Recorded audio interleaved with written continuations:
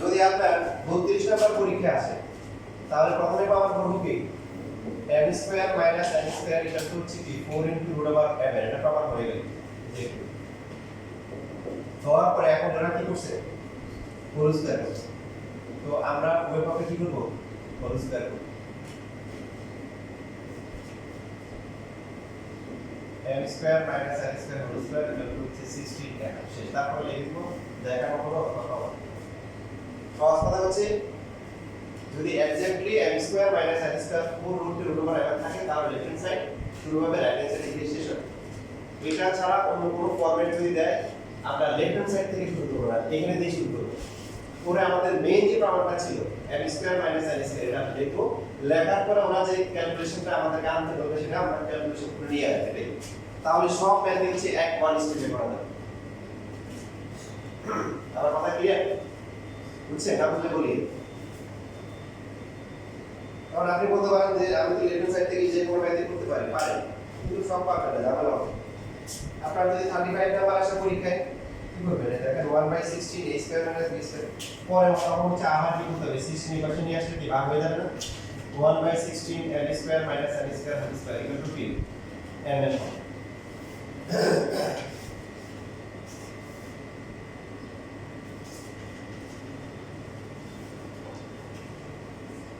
এটা কত নাম্বার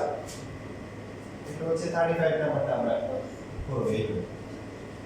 যদি 34 নাম্বার আসে তাহলে কিভাবে করব এখান থেকে করা যায় অথবা এই যে প্রথমে আমরা লিখলাম সুতরাং যখন লিখব m square minus n square এর হচ্ছে 4 * √m তারপরে m square minus n square divided by 4 equal to কি √n আর এই লেখার পরে এরপরে এখন উভয় পক্ষে আমরা কি করতে পারি ওরা যে কাজটা করছে বড় করছে আমরা কি করব বড় করব তাহলে বড় করলে যেটা হবে n square minus n square divided by 4 whole square হচ্ছে শুধু n হবে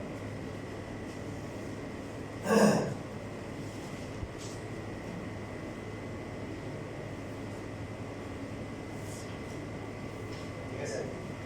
বুঝছেন স্যার এটা কত এইটা হচ্ছে 34 নাম্বার 34 এর জন্য আমরা এইভাবে ক্যালকুলেশন স্যার এটা তো যদি 34 নাম্বারটা আমি প্রথম থেকে তাকে প্রমাণটা করে আসবো হ্যাঁ প্রমাণ করে আসতে হবে তখন আমি লেফট হ্যান্ড সাইডটা দিয়ে করব এখানে দিয়ে করব যেটা আমরা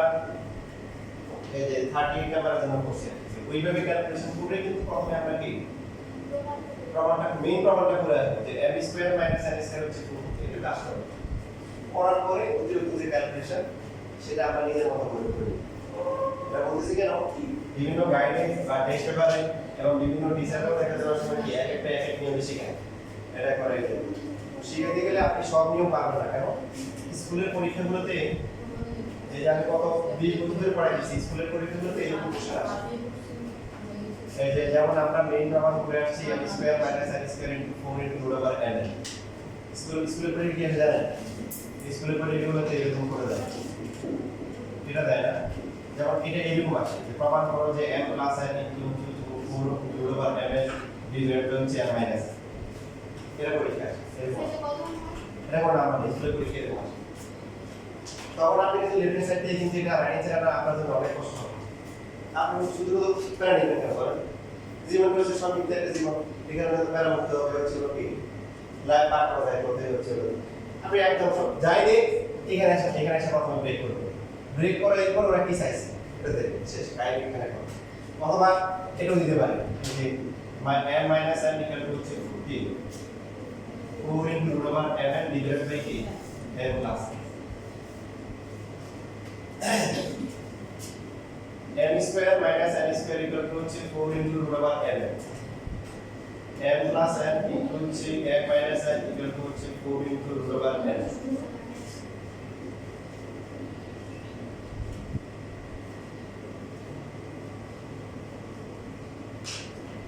কত 10 বছরের যদি টেস্ট পেপার আপনি ঘাটাঘাটি করেন দরকার নাই আমার কথা বিশ্বাস করলে হবে তারপর যদি আমরা বিশেষভাবে কাটাকাটি করতে পারি তখন এই দুইটার প্রমাণ বিভিন্ন স্কুলের পরীক্ষা প্রচুর পরিমাণে পাবে যেরকম আছে m plus n whole square equal to হচ্ছে 16 mn divided by কি m minus n whole square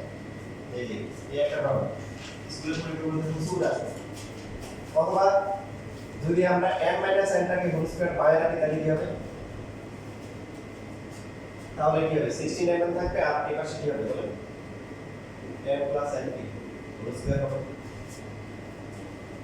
এখন এই ম্যাথগুলো যদি আপনি সরাসরি বলেন যে আমি লেফট হ্যান্ড সাইড থেকে প্রমাণ করব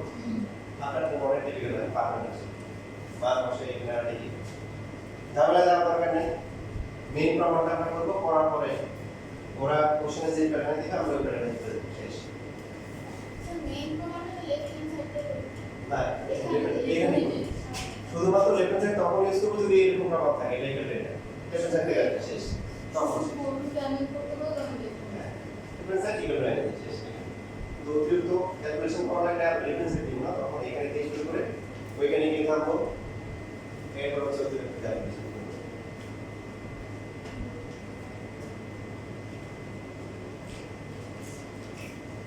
ইভেন এই যে কদিন আগে যারা সিকিউরিটি কদিন পরে দিবে ওদের এই যে আমরা আইডি স্কুলে কদিন আগে মানে স্কুলের প্রতি কোশ্চেনের সিকিউরিটি করবো প্রমাণ করবো যে m plus n whole square divided by হচ্ছে 4m divided by হচ্ছে 4n divided by হচ্ছে m minus n whole square আমার এখানে যেটা ছিল একটা বার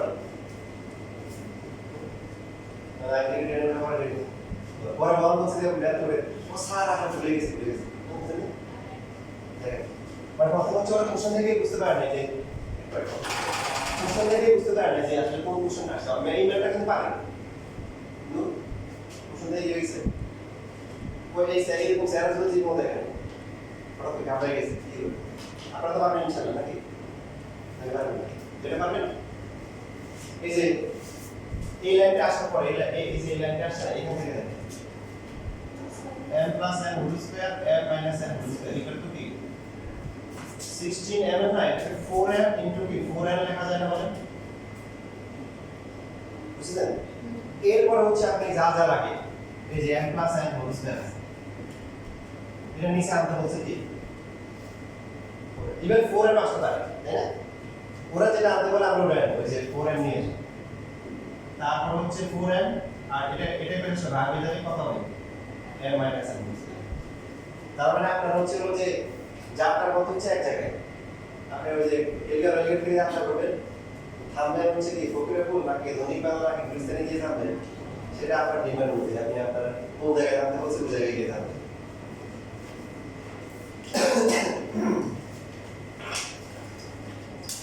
আচ্ছা সময় তো হয়ে গেছে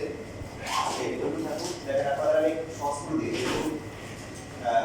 আপনাদের হচ্ছে কি আপনাদের কি শোয়ার মাটাই সম্ভব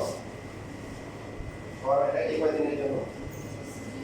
মানে আমার নটা কিন্তু ক্লাস থাকে সারা আসাটা দরকার তো আমরা যেটা করে শোয়ার মাটা বিরুসার তো ক্লাস থাকে হচ্ছে 11টা এবার আসা হলো 11টা ক্লাস থেকে আসতে 11টা বাজে তো তার মানে আপনারা চাইলে 2 ঘন্টা ইউজ করতে পারেন তাহলে পরে ক্লাস থেকে যারা তারা দূরে নিয়ে আসবেন 1 ঘন্টা আগে করতে হবে 1 ঘন্টা কি করবে যারা মতো তাহলে ইনশাআল্লাহ বাকি যতটুকু সময় আছে অ্যাটলিস্ট পরীক্ষার জন্য একটা ভালো প্রিপারেশন নেওয়া যাবে আর যেহেতু সকালে একটা মতো করা হবে যে যারা ম্যাথে তুমি কিছু টুয়েল চ্যাপ্টার কত করছেন আমরা বাসায় গিয়ে সলভ করব ধীরে ধীরে সমস্যা